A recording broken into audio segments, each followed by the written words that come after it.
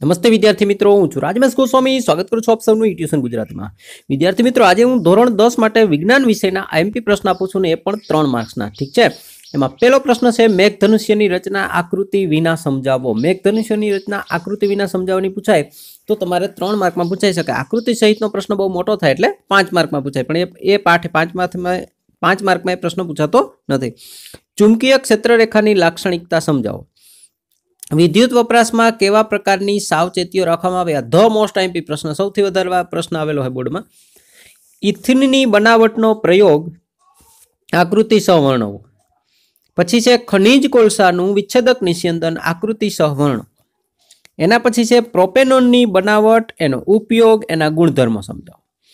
પછી છે રુધિર વાહિનીઓ એટલે શું, તેના પ્રકાર જણાવો. એસી અને ડીસીનો તફાવત 3 મુદ્દા, 3 માર્કમાં બંનેમાં 3 મુદ્દા લખવાના. સોલેનોઇડ એટલે શું, સોલેનોઇડમાંથી ઉદ્ભવતા ચુંબકીય ક્ષેત્રની લાક્ષણિકતા સમજાવો. ઇથેનોઇક એસિડની બનાવટ લખી એના ગુણધર્મો ઉપયોગ લખો. ત્યાં ઇથેનોઇક એસિડના ઉપયોગ વધારે પૂછાય છે, ગુણધર્મો મેં કઢવી નાખેલા હતા. મારા બાળકોને જે આઈએમપી પ્રશ્ન આપ્યા જ તમને આપું છું.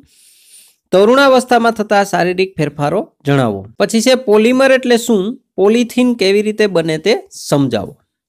કાચના પ્રિઝમ વડે શ્વેત પ્રકાશનું વિભાજન આકૃતિ દોરી સમજાવો. કાચના પ્રિઝમ વડે શ્વેત પ્રકાશનું વિભાજન આકૃતિ દોરી સમજાવો.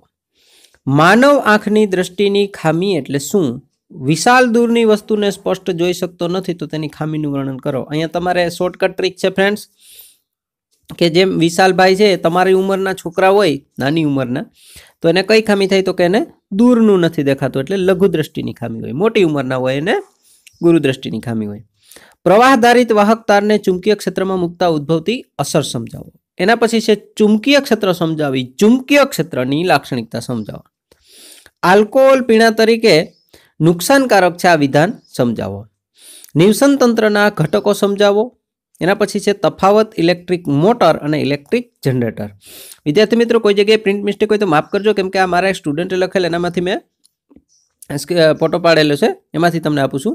એના પછી છે સાબુ એટલે શું, તેની બનાવટ લખો. અલિંગી પ્રજનનના પ્રકારો જણાવી બીજાણુ સર્જન વિશે માહિતી આપો. માનવ વસ્તી નિયંત્રણની પદ્ધતિ વર્ણવો. લિંગી પ્રજનન અને અલિંગી પ્રજનન કરતા 2 સજીવોના નામ આપો. પેરામિશિયમ કઈ પદ્ધતિથી પ્રજનન કરે તે નામ આપી સમજાવો. સાબુ અને ડિટર્જન્ટની પ્રક્ષાલન વિધિ સમજાવો અને એનો તફાવત આપો. ઇથેનોલનું ઔદ્યોગિક ઉત્પાદન અને એના ઉપયોગ સમજાવો. અહીંયા બ્લેન્ક છે પરંતુ અહીંયા ઉપયોગ આવશે. પ્રોપેનોનની બનાવટ માટેની ફિશર ટ્રોપ્સ પદ્ધતિ અને પ્રોપેનોનના ઉપયોગ સમજાવો. એના પછી છે એમોનિયાના ઉત્પાદન માટેની હેબર પદ્ધતિ. એના પછી છે ફ્રેન્ડ્સ ડાયહાઇડ્રોજન વાયુના ગુણધર્મો અને ઉપયોગો. એ પણ મોસ્ટ આઈએમપી છે. ધાતુ અને અધાતુનો તફાવત, 3 માર્કમાં 3 મુદ્દા. ઇલેક્ટ્રિક બેલની આકૃતિ સહ વર્ણન કરો. ઇલેક્ટ્રિક બેલનું આકૃતિ સહ વર્ણન કરો. ઇલેક્ટ્રિક મોટરનો આકૃતિ અને સિદ્ધાંત અને ઉપયોગ સમજાવો. પ્રકાશનું પૂર્ણ આંતરિક પરાવર્તન આકૃતિ દોરી સમજાવો. લુમિંગ એટલે શું, આકૃતિ સહ વર્ણવો. વર્ણકોના મિશ્રણ માટેની વિયોગિક પદ્ધતિ સમજાવો. તો ફ્રેન્ડ્સ, આટલા 3 માર્ક્સના આઈએમપી પ્રશ્ન છે.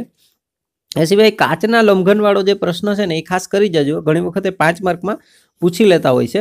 3 માર્કમાં તો એની શક્યતા નથી, પણ 5 માર્ક્સમાં એ પ્રશ્ન પૂછાઈ શકે છે. ઠીક છે. તો ફ્રેન્ડ્સ, 5 માર્કના આઈએમપીમાં એક પ્રશ્ન એડ કરી લેજો અને આટલા પ્રશ્ન ખાસ તૈયાર કરી લેજો. વિડીયો વધારે પસંદ આવ્યો હોય તો શેર કરજો તમારા મિત્રો સાથે, લાઇક કરજો ફ્રેન્ડ્સ. વધારે મિત્રોને આ સબસ્ક્રાઇબ કરવા માટે કહેજો, અને પહેલી વખત જોતા હોય તો સબસ્ક્રાઇબ કરી બેલ બટન દબાવી ઓલ નોટિફિકેશન કરજો, જેથી આવા ઇમ્પોર્ટન્ટ વિડીયો તમારાથી મિસ ન થઈ જાય. ઠીક છે friends, thank you very much and by.